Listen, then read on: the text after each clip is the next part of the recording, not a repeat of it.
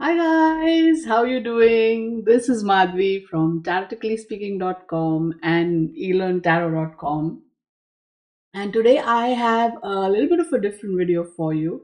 This is not my usual, because I'm reviewing decks or I'm, putting out tutorials and such. But this is kind of also a little bit of learning, I suppose. So here goes. The deck in question, I'm sure you must have read in the video title, is this deck called the Astromatrix Tarot, which I ended up getting a few months ago, and like I loved how this deck had all these beautiful colors and it was pretty contemporary. I liked how they have all those QR codes that lead to the website and the app and whatnot. And I liked how they have really modern day interpretations on the card. And what I also liked is on the minor arcana they have the astrological glyphs, which kind of was, 'cause if you're trying to learn those correspondences, then it's good, like especially for visual readers like me. It's good to have it there because then it somehow sticks in your head, the image. So while the cards of this deck are just great, there were two cards which really didn't sit well with me, you know, and I thought about it and I thought about it and I sat on it for a long time, thinking that maybe eventually somehow I'd come around to accepting it, but just couldn't. Just couldn't, because it didn't make sense to me. Today I am going to talk about it because, well, I just have to. The thing is, no, I mean, as a person, I don't necessarily like to, get into the whole, let me, get into this argument situation, uh, unless someone like comes at me first. That's how I am as a person. So if you come at me, then, but, but other than that, I'm not someone who will like take the initiative and get into some kind of a conflict. But I find myself at a point where it's kind of unavoidable, maybe. And maybe some things I feel like, I need to say it, just say it. And interestingly, I came on the Astromatrix website where they have these, like random card pulls, and I asked, like, should I speak my truth out into the world? And essentially, look, this card came up, which is one of my problem cards. And the long and short of it is that speaking your truth is indeed a path worth pursuing. So I'm like, okay, the cards are saying, okay, go for it. So here I am, and I love this. The Queen of Wands is, she's me. So well, okay. So let me first, take you back a little bit and talk about, and I'm going to go card by card. So let's start with the Hierophant card first, and then we'll go into the Death card, because those are the two cards of this deck, the Astromatrix Tarot deck, that I have the problems with in terms of the imagery that has been used. Okay, so let's go card by card. First card is the Hierophant, and here you go. This is how this card looks like uh, in the deck. They have shown an image of Shiva with his trident, and there's the bull Nandi. He's called Nandi, and he's the bull on, Shiva rides Nandi. That's his Vahan, that's his vehicle. And you have these two devotees up here. And we also have this Shivalinga for some reason. And then the site goes on to talk about, uh, there we go. The Hierophant is a mentor or a counselor who provides you guidance and wisdom to face life's challenges. Brilliant. He is the male counterpart of the High Priestess, occupies fifth place in Major Arcana cards. Okay.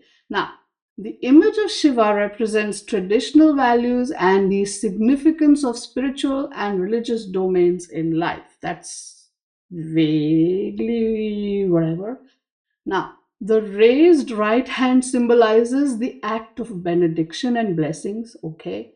The Trishula in the left hand symbolizes Trinity, the Father, the Son, and the Holy Ghost. We don't have that in Hinduism. Excuse me. This is very much this Father, Son, Holy Ghost. This comes in Christianity, maybe in the Judeo-Christian, uh, framework, but in Hinduism we don't have this Father, Son, Holy Ghost thing. Okay, and so this Trishul, it does not represent that. Here we go. I googled it, just a couple of meaning of the Trishul, and it says the Trishul, it represents the three fundamental elements of existence: creation, preservation, and destruction. These are also known as the three gunas or qualities of sattva, rajas, and tamas. Sorry. Ah, get caught up in the English pronunciation. It's sattva, rajas, and tamas. Now, they can also represent the Holy Trinity of the Hindu religion: Brahma, Vishnu, and Mahesh, or Shiva. Mahesh and Shiva are same. Brahma, the creator; Vishnu, the preserver; Shiva, the destroyer. You see where the problem is coming? Shiva is the destroyer. And the Hierophant here is supposed to be the teacher. Shiva is the destroyer. Okay. Now, here's my take on this, right? Like, the tarot primarily is a very Western system. It evolved in the Judeo-Christian sort of framework. Originally, the tarot, maybe, the Hierophant card. Here we go. I have the CBD tarot, the Marseille here. And here we go. We have the Hierophant card was called the Pope. And notably, these are his two students. They are not devotees. They're not worshipping him. They are students. They've learned from him. He's blessing them. They're okay. Now you've learned your stuff. Now go out there and teach and do your thing. The Hierophant card essentially is about the system that religion or society or morality, that kind of, the whole combination of it, how it gets created, right? So originally, let's say, the religion was there to set up rules of conduct in everyday life, right? Yeah, that's how I see it. That's how I've understood religion, as like a holistic. Here's how you should go out and live in the world, and the core of every religion is, be a good person, don't lie, don't cheat, don't steal, don't kill, that kind of a thing. And essentially, that was the role that religion kind of performed. And then, people were people, and people wanted to organize it all, and then organized religion happened. And in that setup, we have someone who is at the top of that food chain, yes? And that was, in the Judeo-Christian setup, it's the Pope. Hence, card number 5 called the Pope. He then got later kind of rechristened, you can say, as the Hierophant here in the Rider-Waite. Even here, let me see. Here we go. Even this traditional Rider-Waite Smith image, you have, these are the two students who will then go and teach and do their priestly activities. And he's the priest, he's the Pope. Okay, so the thing with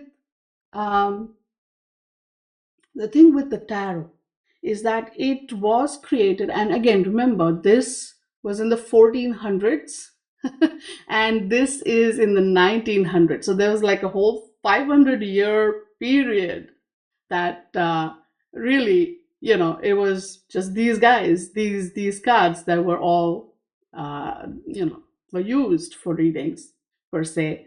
And this card, each card, right, falls within a certain energetic framework. You may say, like, I get it. Like, here, see, this one is La Papes, which means the female pope. So she's his feminine counterpart, just like you have the empress and the emperor. But now, what happens here is we have this whole setup of the tarot, this whole framework that was there with the tarot back in the 1400s. Or if you go and see the different Marseille decks that they are sort of restoring these days, you will see that some of the decks, they didn't even follow this order of the cards. There was the card order was messed up. This has evolved over time to find this structure, this order, right? And it was at the time of the Golden Dawn where they said, okay, let's put in astrology, let's put in the Kabbalah, let's make everything fit in this whole sort of framework. And then Arthur Edward Wade came out of it, and he made this deck, the Rider Waite that we use all the time. And, the Thoth, again, Crowley was also part of the Golden Dawn. Now, they carried those concepts and they made their decks in that way with that framework. So essentially, the way I see it is that the tarot evolved in this very Judeo Christian environment and has very much, very, infused with the Judeo Christian sort of, markers per se in terms of energy, which is great. What I love about the tarot is that because of its very archetypal nature, we can see that other cultural, say, stories, systems, myths, figures, symbols can also fit in this. Uh, because, well, if you look at it, if you look at the different cultural traditions across the board from one end of the world to the other, there are many, many archetypal similarities. Yes. One of the things that really got me going when it did get me going back in the day is I realized you have Jupiter, you have Zeus, you have Thoth, and you have Indra from the Hindu tradition, Hindu pantheon. All of them are king of the god, and they are all of them. Their weapon was the thunderbolt, like just like Odin, yes, from the Norse mythology. So you see, across the board, you have all these different kings of the gods, and they all have the thunderbolt as their sort of weapon, which was very, very interesting. And I'm like, wait a minute, that's so similar. And as I got more and more into it, I discovered Joseph Campbell, and I was like, mind blowing, right? So anyway, I digress. Sorry about that. I will digress. It happens to me. The point I'm trying to make is that the tarot very much has its own structure, which is fantastic. And because of the archetypal nature of imagery and different cultures, it is possible to take elements from different cultures and fit it within the tarot, which is brilliant because that makes it so amazing. I have learned about so many different cultures, traditions, systems because of the different decks that I have ended up buying and playing with through this through these years that I have played with the tarot. So if you are trying to make two things sort of fit into each other, my thought is that you would like to find a similar energy. So, the energy of the Hierophant, for instance, is about someone who represents a teacher or a religious organization, the head of a religious organization. He's also a teacher, he's teaching his two pupils. And that is the whole vibe, which is why the Hierophant card can often be, because it represents that sort of, structure of the system and the structure itself, and the rules and the traditions and the morality, and the learning, teaching, even then within that system. So, which is why the Hierophant has all of these meanings. Yes? So now if you're going to take something from a different culture and you're going to fit it into a card, maybe you should find something that actually matches that energy. Yes? So now, coming back to this Hierophant card, it isn't fitting here. Okay? Now let me talk about uh, Shiva a little bit. Okay? Now, I'm going to preface this with the fact that I'm sure you know I am a Hindu. If you don't know, now you know I'm a Hindu. I was born and brought up in India. I grew up there 33 years of my life. We, you know, we, this whole culture, this whole traditions, all of it is my day to day, everyday part of my life. I've seen my mother, grandmother, father, everybody sort of, do the different rituals at different times. I have grown up, I have done various rituals. I genuinely believe, that's my belief system, right? Uh, I mean, the point I'm trying to make is that I kind of know what I'm talking about here when I'm talking about this. Yes. Now, and again, I don't know. This deck is new. Maybe information was not available, say 10, 15, 20 years ago on the internet that we know today. But today it is available. Just Google stuff. Yes. So here we go. If you looked at this, right, you had this holy trinity. You have Brahma, Vishnu, and Mahesh or Shiva here. Now, where was this? Here we go, right? This, I just did a Google image search of Brahma, Vishnu, Mahesh. And this, you have Brahma, Vishnu, and Mahesh, right? Or Shiva. And Shiva is the destroyer. Brahma is the creator. Vishnu is the preserver. These are their core functions. And many a times now, if you look at these pictures, or let me just Google Shiva, right? Because when I do the thing, they sometimes show. Okay, you see how many images of Shiva. He's also the father of Ganesha, was my favorite god. Yes, if you see, a lot of these images will show him in, this meditative pose. And sure, all the gods can kind of be teachers and whatever, but you know why Shiva meditates? He meditates to stay calm. He meditates so that he doesn't lose it. See this? This is his third eye over here.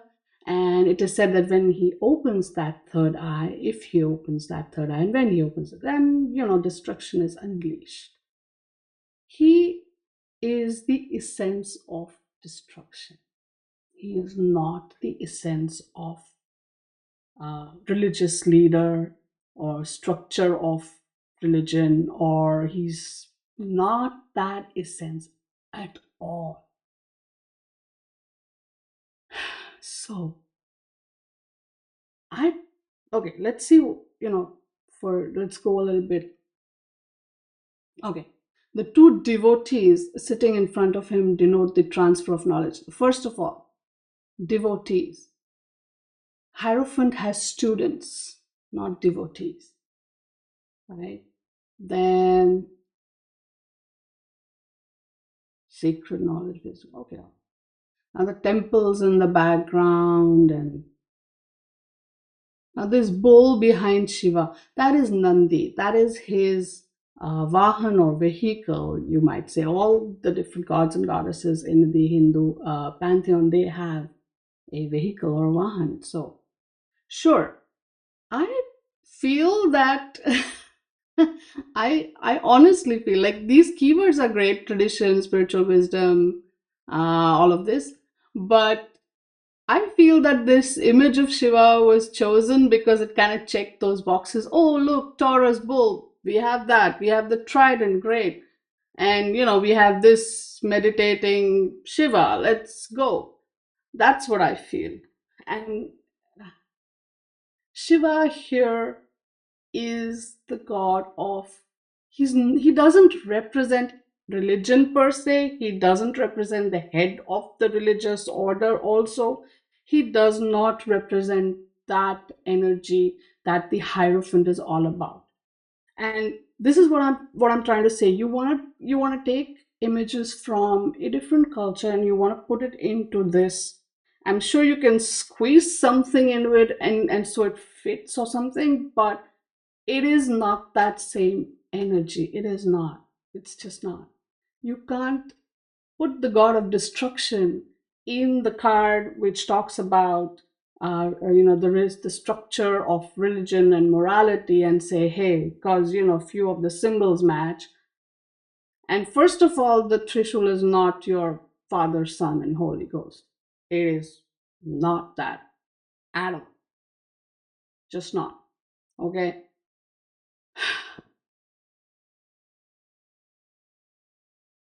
Just no. All right. And yeah, so okay, so this was the Hierophant. This is the Rider-Waite. This is the CBD tarot, and we have Shiva here. And okay, I also have this very interesting deck called the Sacred India Tarot by Rohit Arya, and the images were drawn by a beautiful artist called Jane Addams. And in that particular deck, in the picture of the Hierophant, they have put, I believe that is Manu. Hang on, where is it? Yes, right? So, Manu was the son of Surya, the sun god, and like his father, he was brilliant. This is what the book that came with the deck says, right? So, where is it? Okay. Historically, Manu is the author of the Manusmriti, which had been India's de facto and de jure constitution for over 2 millennia, losing its grip only with the advent of the British rule. Just as Brahma brings forth the Vedas to the divine realm, Manu reveals the Vedas to the human condition. In this, he fulfills the ancient priestly duty and original meaning of the word Hierophant, revealer of sacred things. Okay, and then there's a whole bunch of Now, another option that I thought of before I looked at this deck was that of the Saptarishis. Now, the Saptarishis are the 7 seers of ancient India who are extolled in the Vedas and other Hindu literature. So now, see, let me go to the images. So here we go. This is a nice one. I can open it up. Quora. Okay. So as you can see here, we have these 7 sages. It is said that these Saptarishis were born, they were Manas Putra of Brahma. Manas Putra, Manas means the mind. And so because Brahma is the creator, he thought and he created. Okay. And then these 7 sages who essentially then became the progenitors, right?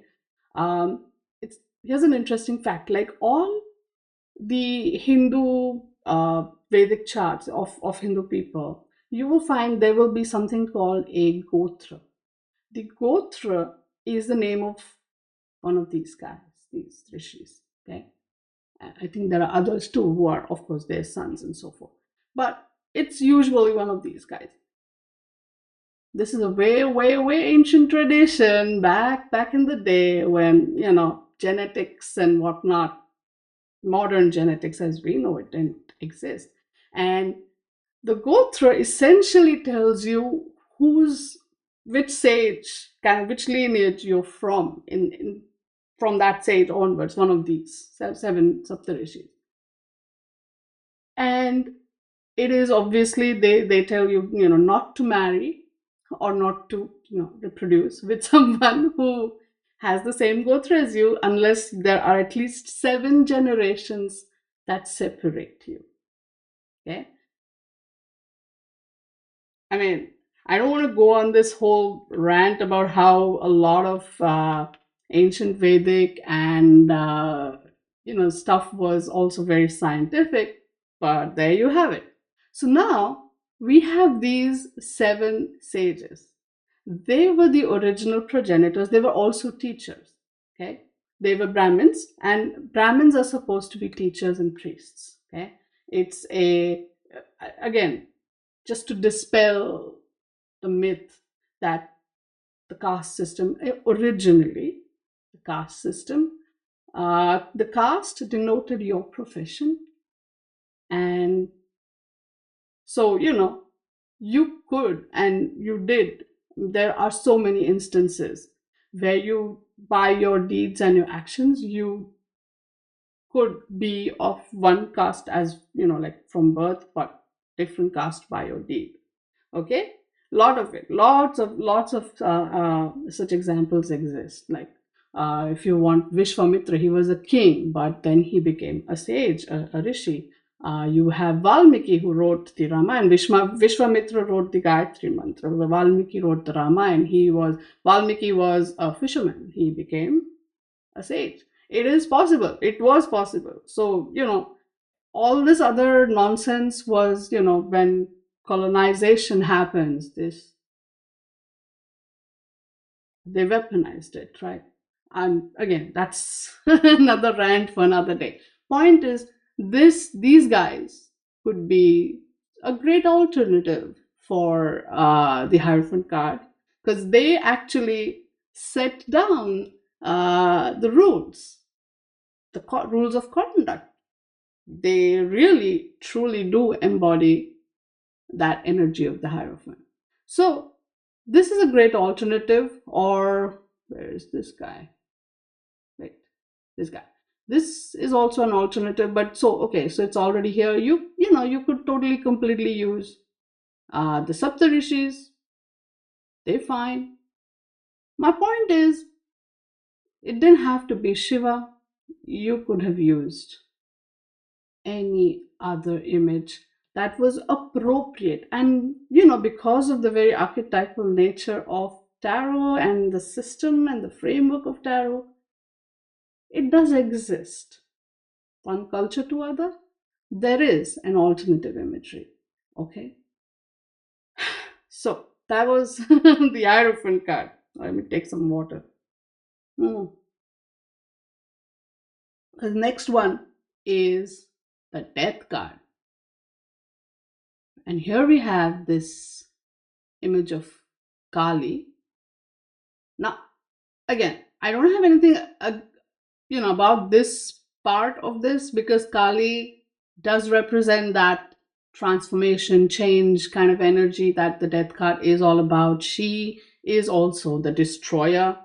So death, if you see death is the end and the destruction of all the old things, sure. But to show her dancing atop a soldier,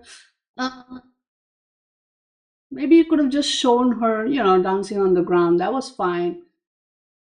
Why this? Yes. And let's see what it says over here. The image of Kali, the goddess of love, birth, and love. I don't know, but okay. I don't know. Love. All the goddesses are, I guess, energies of love. Like you squeeze and you make something to fit. She is often misunderstood for relating her energy to the brutal glory on the battlefield, but she is the protector, lover, guide, and mother. Okay. Now, standing on the body of a soldier signifies her efforts to fight for the innocent.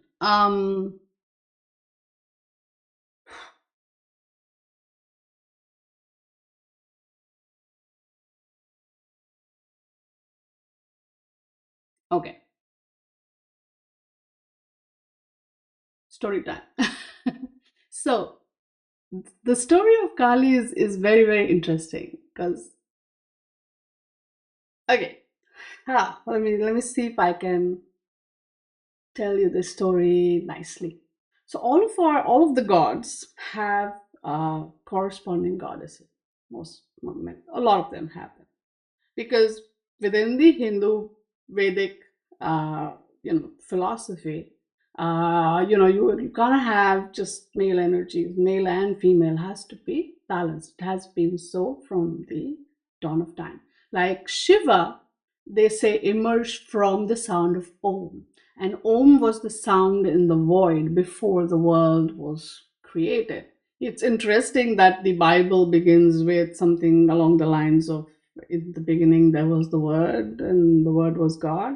And then you have this whole thing in Hinduism. It says, in the beginning there was just a void, and the sound emanated from it, and that sound was the Om, and from that Om emanated Shiva.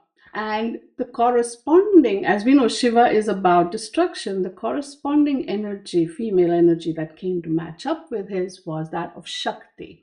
Shakti being the feminine creative power. And if anybody has read Hindu stories from the Hindu mythologies, you'll know a lot of these gods have different avatars. And when we say avatar, it's like kind of a version of them that shows up. And or different, like Shakti will take different avatars also. And one of the avatars, or one of her births, was that of Parvati. She's also, Shakti becomes Parvati and Shiva are married. And then from Shakti emerges Kali. So she is also married to Shiva that way. She's just a form of the goddess. So there was this demon called Raktabij. And Raktabij, the word Raktabij, Rakta means blood, Bij is seed. So literally his name means blood seed. He had a boon that if anybody killed him, if a drop of his blood fell on the ground, another Raktabij would spring out of that drop of blood. And this just could go on and on and on. It was endless. And because he had that boon, he started abusing that power, and he started wreaking a lot of havoc in the world. So part of the boon was also that no man could kill him, so it had to be a woman. So Shakti, or Parvati, creates a version of herself who embodies. Now, even though she's the goddess of creation, creation also carries destruction, and that's why they are the perfect couple, Shiva and Shakti, or Shiva and Parvati. So that destructive power manifested as Kali, right? And Kali then went to kill Raktabij, and she had to ensure that his blood didn't get spilled on the ground. So she made sure, so that was that bowl that she holds is to collect that blood, and she drank it all. Right? So she drank all that blood so as to prevent him from replicating, and she had to do it quite a fair bit, I'm gonna assume, because she couldn't probably catch all the blood. The story goes that she, after drinking all that blood, it went to her head, and drunk on that, she started just sort of going, rampaging, stampeding, and she couldn't stop. And because of her nature, it was hard for anybody to stop her. Who could stop her? Shiva did. He went and he lay down, in her path, and in her rampage, she steps on him. She puts her foot on his chest, and the moment she did that, he cried out, like he made the sound like a baby crying. When Kali heard that sound, she was, jostled, shaken from that whole thing. Her motherly instincts got awakened, and then she looks down and she's like, "Oh my God, this is my husband!" And she goes like that, that is the thing. It's like the cosmic oops gesture. She's like, "Oh my God!" And that is the image. Hold on. Where is it? Oh, come on. Here we go. Okay, wait. You do see this image here in the Kali, the death card in the Sacred India Tarot. They've done a good job. They've got Shiva here, right? And let's just Google search. Okay, Kali death, and let's go images, and here we go. Let's see Shiva. This is Shiva. All of these images, we have Shiva. And there is a reason why it's Shiva, right? Can't be anybody else down there. It has to be her husband. Because that is what makes her stop. That is what makes her realize that, hey, I'm doing, I'm going overboard, right? By evoking her motherly instinct and making her look and making her realize that, oops, what am I doing? I need to stop. And that's what she stops. You see, even in this picture, she is holding that Raktabij's head and collecting the drops of water. I'm sorry, blood. Water. Right. Right? And these are all his heads, right? And she drinks that blood to stop him from replicating. So, it has to be Shiva. It can't be anybody else. So drawing her standing on top of a soldier. Now, again, soldier is such in terms of symbolism, it can mean so many things. A soldier can go around protecting people, sure, but he can also be, the enemy soldier. We don't know what kind of soldier it is. It's, again, if we look at the framework of the death card, yeah, here we go. In the Marseille Tarot, the death card has this skeleton that is reaping the body parts from the field, right? Like it's just, this is gory, but yeah, that's kind of very much like in your face, death, the ending, like everything is over, right? Let's go back to your Rider-Waite, and this Rider-Waite also has, basically a little milder version, but then we have same scenes of death and ending. Kali, okay, you want to put Kali, Kali is good, but we also have a god of death in the Hindu pantheon. He's called Yam. See, because a lot of these spellings have to be anglified, right? See, the Sanskrit word is Yam, Yama, right? Also known as Kal and Dharmaraj. Dharmaraj, Dharma means the law. He is the Hindu god of death and justice. Thank you very much. Here we go. Let's go to images. See how he always rides on a male buffalo, right? And he comes to, nice. You've got some really good images here, right? So he comes to sort of, collect the souls of the dead. If anything else, you can maybe draw Yum there. Yum is fine in there. But if you want to draw Kali, then don't put the soldier. Put Shiva there. Or you can use Yum. There are so many options available, right? If you had to show Kali, then, she too fits that vibe of the death card. But that soldier really takes it away. No matter what you want to write about it, like, where is this about the soldier? Yeah, standing on the body of a soldier signifies her efforts to fight for the innocent. Really? When she was going on a rampage, she wasn't doing that. it, when Shiva came there and she stood on him, that's when she stopped that rampage. Yes? Ah, man. So, long story short,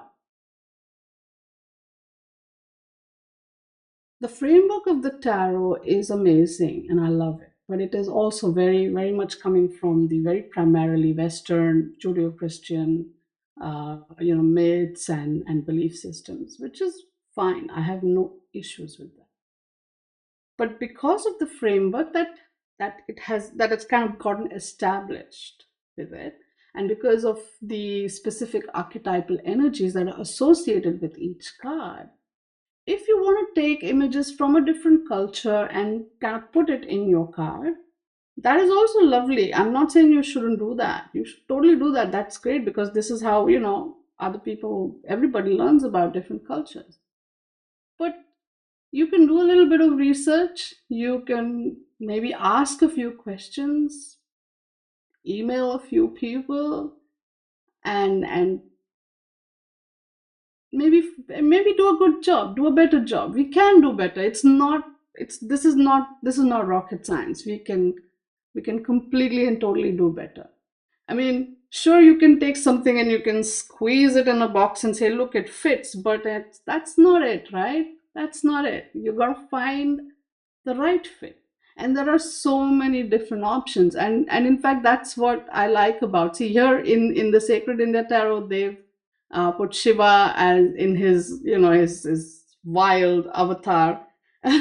He's on the Fool card in this deck. And oh, hang on. Where is this? And see, they've done a good job with the Kali image, where they have shown her standing on top of on Shiva. So this, what I'm saying is, have and that there has to be some study, some research, some understanding of what you're trying to do when you do it. And I genuinely believe that, again, I'm not saying that you shouldn't use these images. Please do, but do a do better. We can all do better. Do a good, do a more correct, more better job. Yeah, choose. Because again, we are bringing something from a different culture within the framework of tarot. So you got to match it correctly, right? Like, for instance, if I took images from the Judeo-Christian sort of pantheon and just started putting them in any place within these cards, would it sit well, with the people who are, say, mostly from the Western world, and often mostly from that that belief system? It wouldn't, right? You'd be like, hey, wait, this doesn't match the energy of the card, and you'd be right. So I'm saying the same thing. That's all. And I get it. Like, maybe there's hundreds, thousands of this deck out in the market, and lots of them are sold. And so suddenly saying, hey, wait a minute, now these two cards, uh, okay, I get it. So maybe you can, do a better job in the next edition. Yeah. And final tarot people will be like, okay, old edition, new edition, and people will be happy to go buy the new edition too. I'd buy it. I'd buy it if you did a better job. I'd definitely buy it, because the remaining 76 cards from this deck, they're brilliant, right? Now, I so wanted to start using this for my readings and stuff, but I can't, because these two cards bother me so much. And I feel like the other 74, 76 cards are getting punished because of these two cards. And yeah, okay, like, I've already bought and paid for this deck. Money's already in your bank or whatever. But but that's not it, right? Like, money's not always everything. There's got to be, like, when you're working with a system like this, you got to also be aware of what you're doing, and putting the right energy in the right places. Otherwise, it gets kind of so maybe you can, do something in the next version or the next edition that comes out, and meanwhile you can maybe come up with different versions of these two cards and just sell them on your site, and people will buy them, I'm sure. I'm just saying that, if you think about it, I'm sure there are different ways that this whole thing can be resolved. I don't want to make like a big deal. I don't want to, but what I'm trying to say is, perhaps a little inarticulately, is that if you're taking images from different cultures and trying to fit it into something which has a specific framework archetypally, energetically, you can't just willy-nilly do it. You have to have some basic fundamental alignment for that to happen.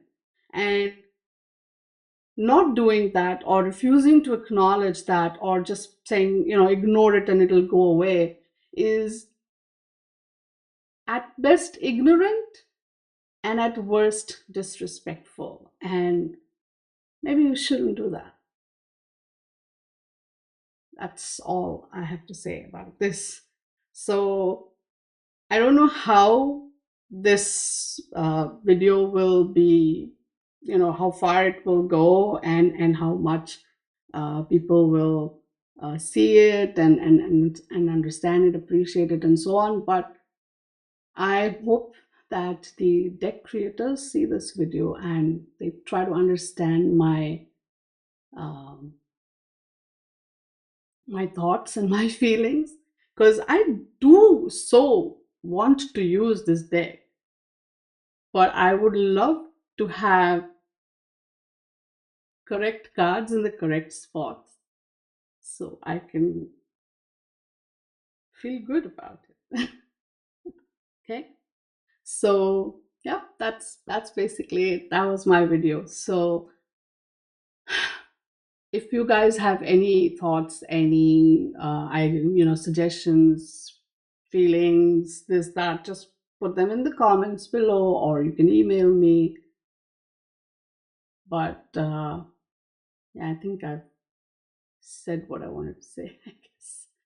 But yeah, these are my thoughts. But yeah, you can, again, I'm not saying that, I don't want you guys to be like, oh, don't buy this deck, buy it. But maybe we should get the deck creator to just do something about these two cards. Yeah, that's what I feel. So wow, okay, so I'm gonna sign off now, because I can rant on and on and go off on so many different segues. It's not funny, but I'm trying to stay on topic. I will see you again in my next video. So until then, stay good, be good, and play with your cards. Bye now.